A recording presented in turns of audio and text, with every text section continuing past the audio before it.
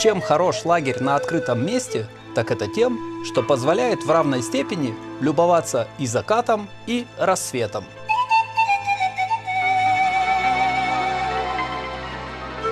Вот и здесь, на вершине высокого берега, мы в полной мере насладились и вчера вечером, и сегодня утром. Масштаб, конечно, впечатляет. Река в этом месте делает разворот на 180 градусов и огибает выглядящее отсюда словно остров село Новое Маловато.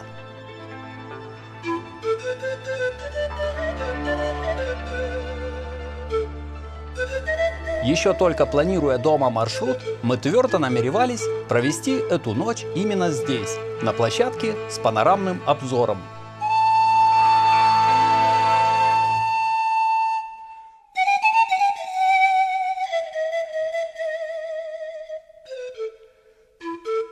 И хоть это место очень популярно, с момента, как мы здесь расположились, и до момента, когда мы уже собирали свой лагерь, никто, кроме нас, здесь так и не появился и не потревожил наше полное уединение. Доброе утро! 4-й день похода. Время без 3 минут 7 утра. Итак, мы выдвигаемся. Особенность этого холма в том, что наверху нормальных деревьев нет, поэтому мы даже не стали готовить завтрак. Это была сегодня первая ночь, когда утром все вещи не были покрыты влагой. Все-таки здесь сверху продувает, поэтому палатка и вещи остались сухими. Не тратить время на завтрак нам еще позволял тот факт, что следующее село, а значит и продуктовый магазин, будет всего через 3 километра. Так что не заголодаем. Да и вообще заголодать на маршруте трудно. Не прошло и 5 минут, как мы тронулись со своей поляны, где мы провели ночь, не позавтракав. Как мы уже, собственно, к завтраку и перешли. Буквально метрах в 300 обнаружена вишня дикая. Какой-никакой, а утренний перекус. Чем удобны походы по Молдавии. Голодным не останешься.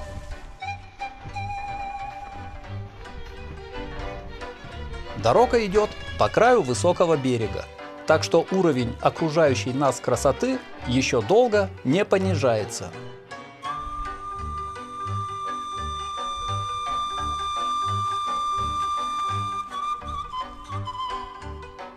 Пройдя пару километров, понимаем, что отсюда огибаемое водой село выглядит даже эффектней. И с такого ракурса еще сильнее похоже на остров. Не можем устоять от соблазна еще чуть полюбоваться.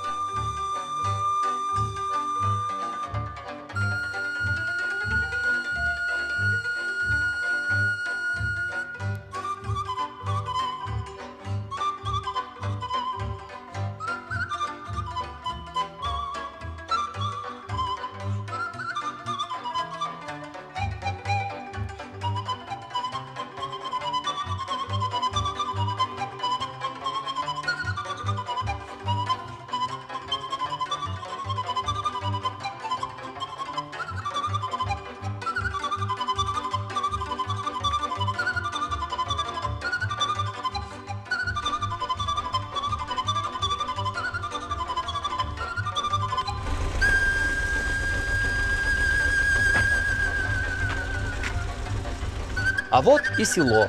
Уж сейчас-то мы поедим. Движемся в направлении магазина, но не забываем угощаться всем, что щедро свешивается через заборы по пути.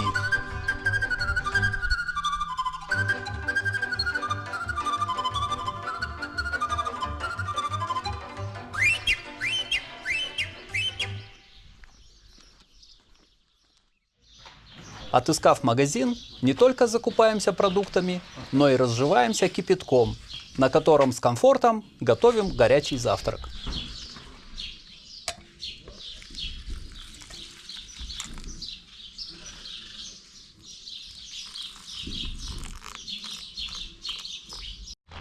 Вот теперь мы готовы к сегодняшней непростой дистанции.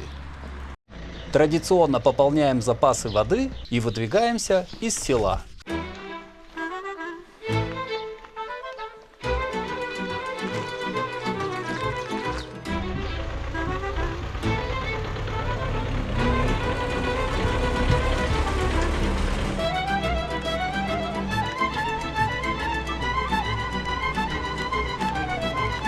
Как уже говорилось, еще при построении маршрута было ясно, что сегодня будет самый непростой день. Главная сложность заключается в том, что сегодня нам придется сойти с линии сел, расположенных вдоль реки и соединенных логичными дорогами, по которым мы двигались все предыдущие дни. Строя дома маршрут, мы решили не ограничиваться одним лишь берегом Днестра, а повидать и принципиально другие достопримечательности. Вот для этого нам придется сменить направление, по которому мы двигались все эти дни с севера на юг, и, повернув на 90 градусов, направиться теперь на запад, отдаляясь от Днестра и приближаясь к другой Молдавской реке, не такой полноводной, но имеющей свои неповторимые особенности. Вот только та группа сел, от которых мы ушли, и та, куда мы направляемся, если и соединяются между собой, то по очень большой петле. А потому нам не остается ничего другого, как идти напрямик по полям, импровизируя по месту, как и куда двигаться. Что ж, первые за сегодня 10 километров проносятся непринужденно, без никаких сложностей, интересно, а главное быстро. Отыскиваем долгожданный, так редко попадающийся на пути тенек и устраиваем себе небольшой отдых.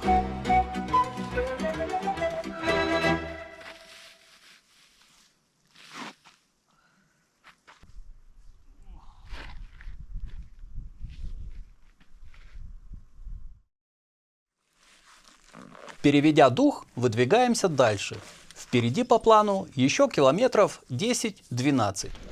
Через полчасика дорога подкидывает нам неожиданный сюрприз.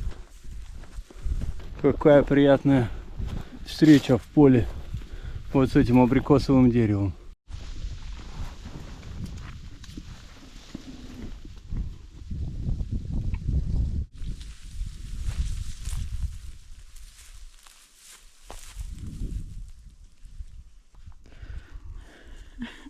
Так легко пролетевшая первая половина пути и так приятно начавшаяся вторая вселяют в нас уверенность, что удача сегодня на нашей стороне. И дальше мы так и будем идти, как на курорте, объедаясь сладкими фруктами и любуясь радующими взор цветущими подсолнухами.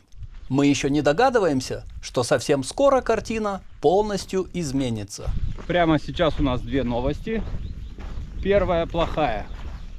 То, что дорога, которая была запланирована, снова по факту отсутствует, и мы уперлись в поле подсолнух. Поэтому, несмотря на то, что по плану мы должны были двигаться туда, сейчас мы вынуждены вообще непонятно какого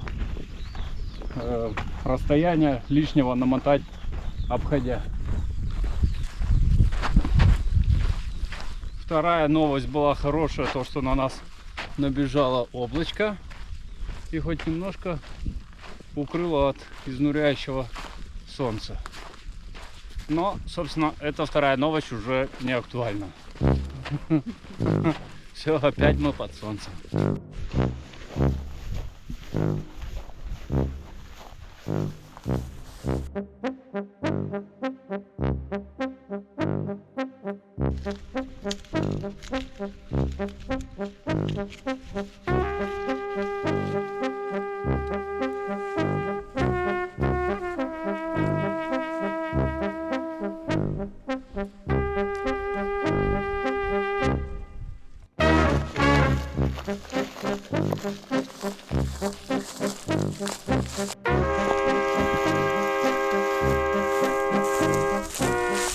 Несмотря на то, что мы сделали большущую петлю, в итоге один черт мы попали в такое место. Это мы как бы идем по дороге. Дорога известна одним лишь молдавским картографом. По факту никакой дороги нет. Сюда не пройти. Назад не пройти, забор, колючая проволока. Вообще непонятно.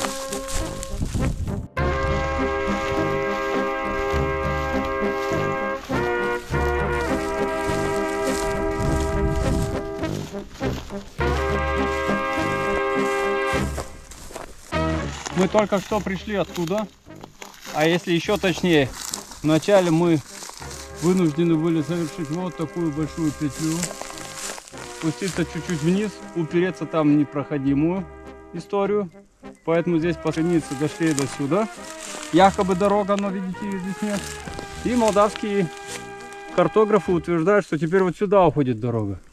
Попробуем с дрона поднять, чтобы хотя бы понять, какой ширины эта лесополоса.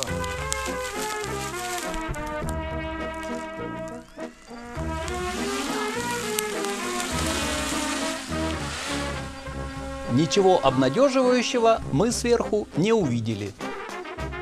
Лес шел не узким рядом в пару деревьев, как утверждала карта, а широкой, плотно сросшейся полосой. Еще раз. Перед запуском дрона я проверил, можно ли пройти сквозь эти заросли, но затратив кучу времени и основательно исцарапавшись, почти сразу выяснил, что дальше вглубь стена переплетенных веток становилась лишь плотнее. Передаем молдавским картографам привет. Такой же пламенный, как вот это солнце, которое сейчас нас печет сверху. Благодарим их за это приключение, очень увлекательное. Капец. А самое неприятное чувство, что между нами и пунктом назначения дистанция-то не сокращается. Мы петляем, а дистанция не сокращается.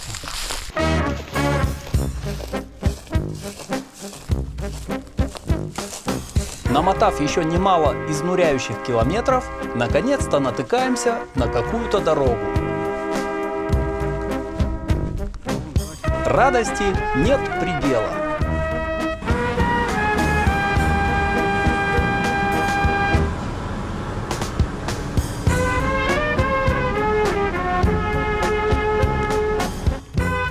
Но почти сразу дорога уходит совсем не туда, куда нам надо, и подкидывает нам новое испытание. Совершенно неожиданно мы оказываемся на каком-то карьере. Окончательно обессилев от череды невезения и от невыносимого солнца, едва переставляя ноги, пробуем осмотреться, как и куда отсюда можно выбраться.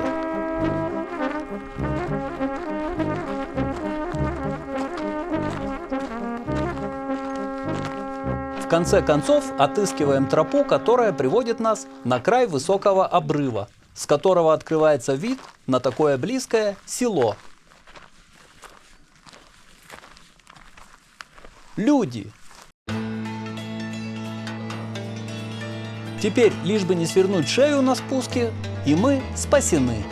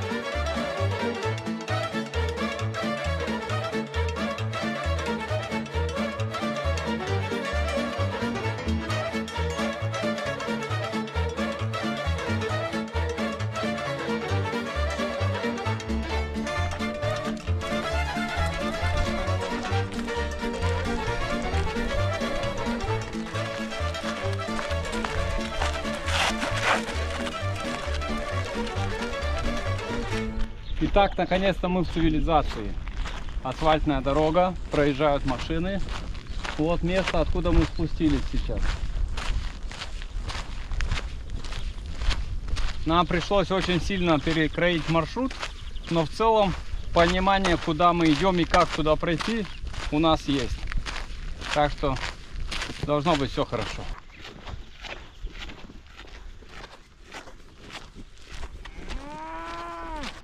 Корова, аист.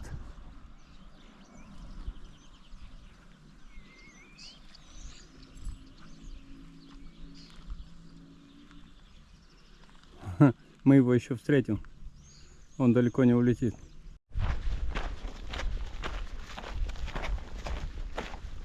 Проходим у подножия того самого холма, на вершине которого наткнулись на карьер. И двигаясь между ним и речкой, потихоньку приближаемся к нужной нам точке. Но не с северо-востока, как планировали, а с юго-востока. Дорога приводит нас в село Моровая.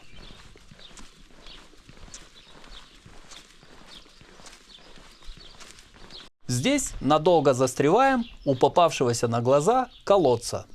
Расположен он так укромно, в стороне от людских глаз, что нам удастся даже организовать водные процедуры и смыть с себя облепившую нас за день пыль. Но сперва, конечно, утоляем жажду.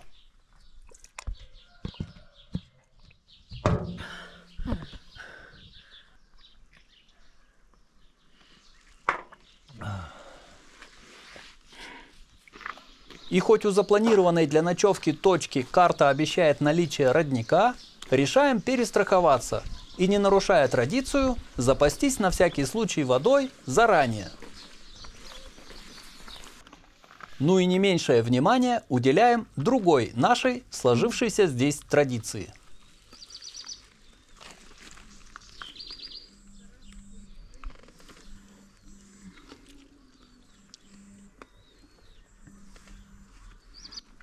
Малина до сих пор нам еще не попадалась, ну а здесь ее было море.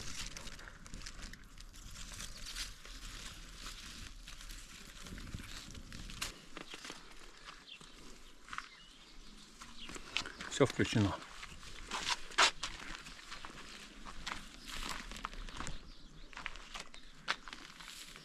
Зарядившись вечерней порцией витаминов, выбираемся из села, направляясь вверх, чтобы перевалить последний за сегодня холм. По плану нам надо пройти по его вытянутой вершине и спуститься вниз до монастырского комплекса, через километр после которого в карте и отмечена общепринятая точка для установки палаток. Но едва оказавшись наверху и увидев открывающийся отсюда пейзаж, мы тут же, без колебаний, меняем свой план.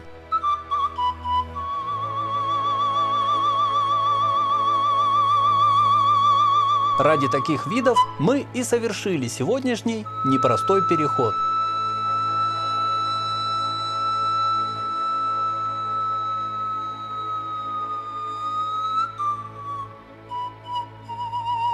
Зачем нам сейчас куда-то отсюда уходить, лишая себя такого зрелища?